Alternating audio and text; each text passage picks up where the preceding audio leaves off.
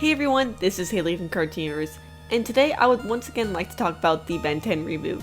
Now, I have talked about this show before, but this time I want to try to give a more positive spin on the show and see if I can find any potential it does have. I know my last video was quite a negative one, so I wanted to try to balance things out by potentially seeing that it has more to offer than it might initially appear. So now the first thing I want to talk about this was the season finale, the season 1 finale, which was actually a 4-parter, which I did not expect at all, but I guess, that is a very possible thing to happen. Cartoon Network does tend to do this quite often with their shows, for their 11-minute shows especially, where they'll make a 2-parter or even 4-parter in this case. And this episode was called Omni-Tricked, and for many, this was the best episode of the series so far. And of course, I'm going to go over what happens a little bit in the episode, so beware of spoilers. So in this episode, we actually see that Ben starts off by turning into a new alien. I don't think this has happened yet before. It started, with a reboot. He started off with just 10 aliens. They did change the lineup a little bit, and mostly it's just the original 10. So not too much creativity there, and just used, a couple of the more powerful ones. I'd say, they got rid of like Wild Mutt and Ripjaws, who were probably less useful in most circumstances. And this new alien just so happens to look like the main villain of the first series and probably a bunch of other series that had to happen. Keep in mind, I have only an expert, I guess, in the original series because I never really watched too much of Ultimate Alien, or especially Omniverse. I did see quite a bit of Alien Force, but the other series I'm not so sure about, and I forgot a lot of what happened there. So anyways, he basically gets a new alien that's pretty much Vilgax right there, and voice in his head tells him to call him Gax. So real original there, guys, but I mean, that is interesting. We get to see him turn into that species. And so this new alien seems to be super powerful. It seems to be able to do a lot of things that Vilgax couldn't even do in the original series, which, does shake things up a bit, although it's kind of ridiculous because you can, shoot lasers out of his eyes. I don't even know if that was a thing ever in the other series. I don't know. But, it's something different. And he kind of screws up along the way because he keeps using Gax, and somehow the randomizer function turns on. And to get this fixed, they actually go back to find a character named Phil. I believe he's a plumber, and he was actually in the original series. And they actually, what was cool about this, they gave him a new spin, that he wasn't a terrible guy. He was actually helpful, and he knew a lot of things. And we even got to see some older characters from the original series, which, if I'm pronouncing all of them correctly, it's 66, Crab, and Tetrax. And so that's not really too important at this moment, probably. But something interesting is that they acknowledge the Omni-Tricked, and they actually called it the Omni-Tricked, which apparently that hadn't been said yet in the series so far. It was just called The Watch. And later, we see that something crashes down by Ben, and it actually is this old shriveled up Vilgax. And he was kind of just like, well, since you call yourself Gax, I guess that makes me Vil, which means that the dialogue is cringy as ever, but stick with me here. So he kind of tricks Ben into, getting the Omni-Tricked and taking it away on the ship so he could, become powerful again. And so we get to see the true Vilgax finally. And with this, something happened actually. So this is a cool part that I think, is that Ben was not able to turn back into himself because it was no longer in the Omni-Tricked, his DNA to be a human, I believe. And so the randomizer feature is on, but it's just not turning him back into Ben. And he and Vilgax fight, and Vilgax of course wins because he's really powerful. But this brings up a lot of questions, like how did this happen to Vilgax? Why was he in the Watch and stuff? Are they going to bring in other aspects of the older shows into it to explain this or give their own spin on it?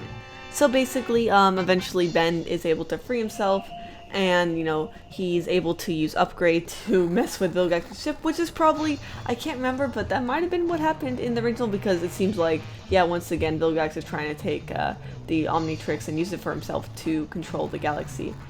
But later, in a fight between Upgrade and Vilgax, what actually happens is that Upgrade is able to basically upgrade the Omni-Tricked, which is pretty cool actually, and he's able to, actually have master control, which is something I loved from the series, when he's actually able to do that. And so he's able to do that and basically beat up Vilgax. And of course, the ship sinks into lava, and they think Gax or Vilgax is dead, but he's not, as usual. But what's interesting is that the Master Control was unfortunately only temporary. But something new about this is that the Omni-Tricked looks upgraded. And at the very end of the episode, he gets a new alien, which hopefully he gets to keep this time. It looks like it could be a rebooted Gravitak. We don't really know at this point. It could be a totally new alien. And so with that pretty much ends the episode, and with that probably the best episode of the reboot so far. So basically my point in all of this, telling you guys about this whole thing, is basically that, it shows that the reboot actually might be able to do new things. And, even though it took literally four episodes to do this of the 11-minute show, so 44 minutes, which would just be 2 regular episodes of the original series or any other Ben 10 series, it still managed to get the job done.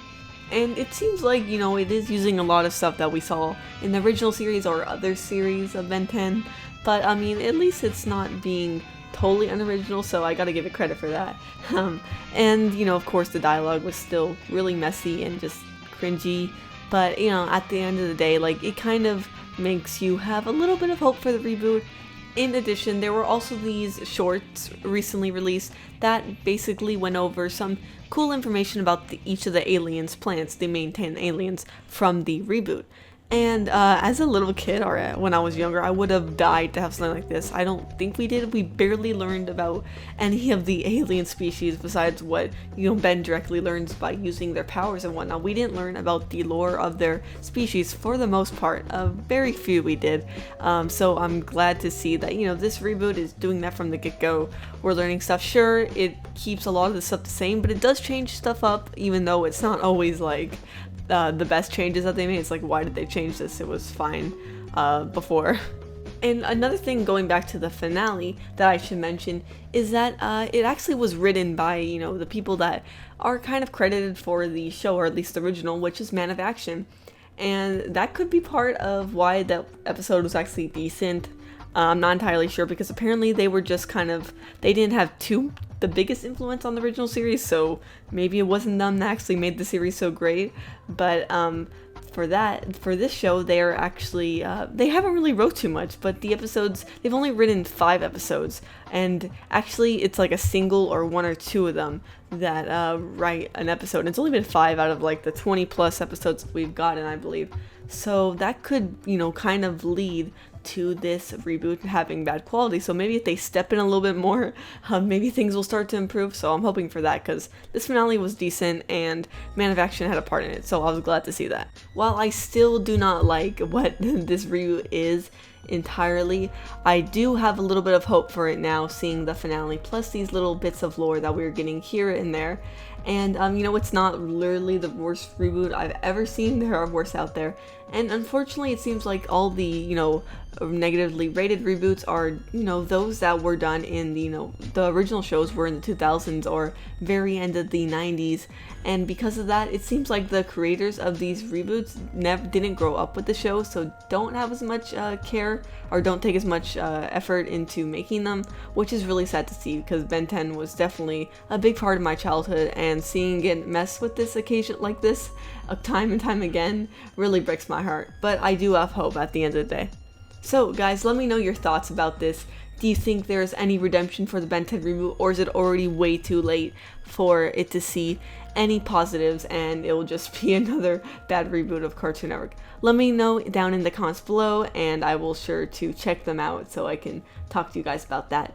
Also, don't forget to subscribe as always, and click the notification bell so you can get notifications if you want to see me do more videos like this, where I kind of go on scripted and talk about some of my favorite or unfavorite shows.